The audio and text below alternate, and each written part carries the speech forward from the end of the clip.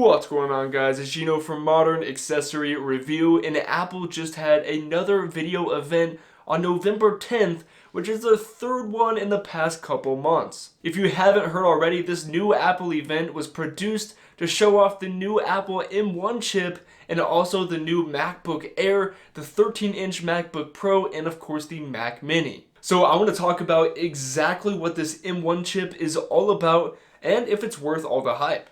So why is this chip so important?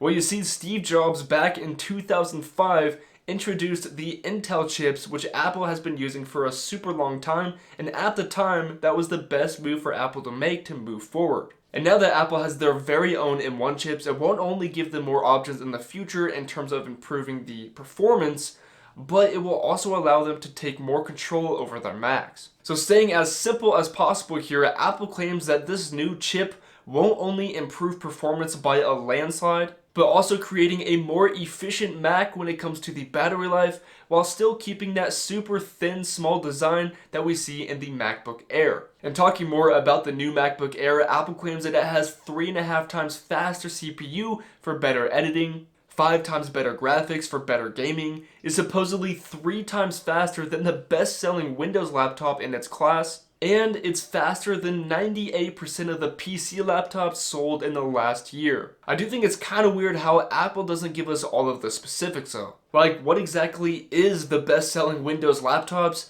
and how exactly are they making all of these claims? It will definitely be interesting to see what the M1 chip can really do in real life compared to the other laptops and PCs. And Apple is usually pretty accurate on what they claim though, so it looks like that the M1 chip is going to be better than what a lot of people, including myself, thought. With the new 16-core neural engine, the Air now has 9 times faster machine learning performance compared to the previous model. And even a storage has gotten a boost with SSDs that are up to 2 times faster than before, which makes importing large files a lot quicker. Apple even removed the fan in the MacBook Air, which means it is completely silent no matter the task that you're doing on it.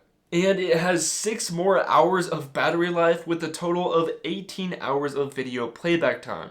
They even slightly improved the camera with sharper image quality, but don't get me wrong, because it is still a 720p camera and it's definitely not the best.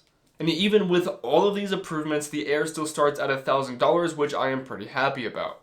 And next up is the new Mac Mini. Apple claims that it has a 3 times faster CPU, 6 times faster graphics, is 5 times faster than the best-selling PC desktop, 15 times faster machine learning performance, and you get the point. It has been improved a ton. Of course, we still have all of the ports on the back, like 2 USB-C ports, Ethernet, HDMI, USB-A, and a headphone jack, which is always nice. You even have the option to connect the Mac Mini with the Pro XDR display, which is definitely expensive, but it will give you that 6K resolution, which is incredible. And in case you're wondering, the Mac Mini starts at $699, which is actually $100 less than the previous generation. And if you are interested, everything here I'm talking about today, like the Mac Mini, the 13-inch MacBook Pro, and the MacBook Air, is available online.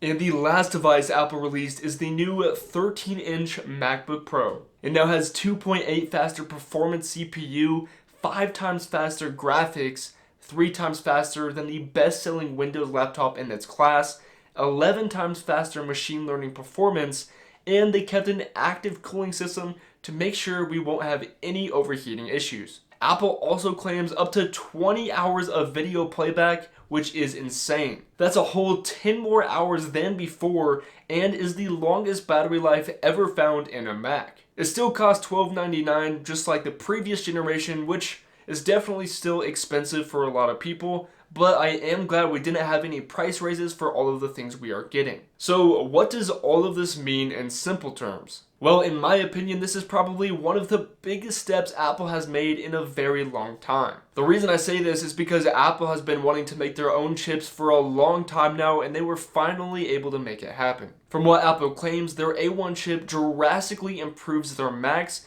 and it may be a big enough improvement for a lot of people, depending on their circumstance, to go with the MacBook Air instead of the MacBook Pro and save a ton of money. Now, of course, there are the positives, but also the negatives with this chip. Not really for Apple, but there are some negatives for us as the consumers. For example, the RAM is now built into the M1 chip, and there is no way to upgrade the RAM in the future.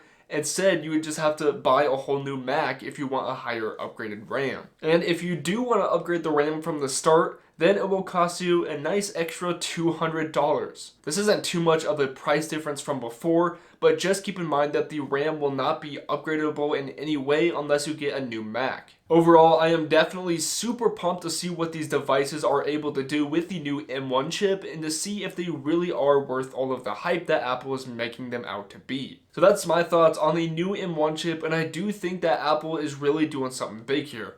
But with all of that being said, thanks so much for watching, and I will see you guys in the next video. Peace.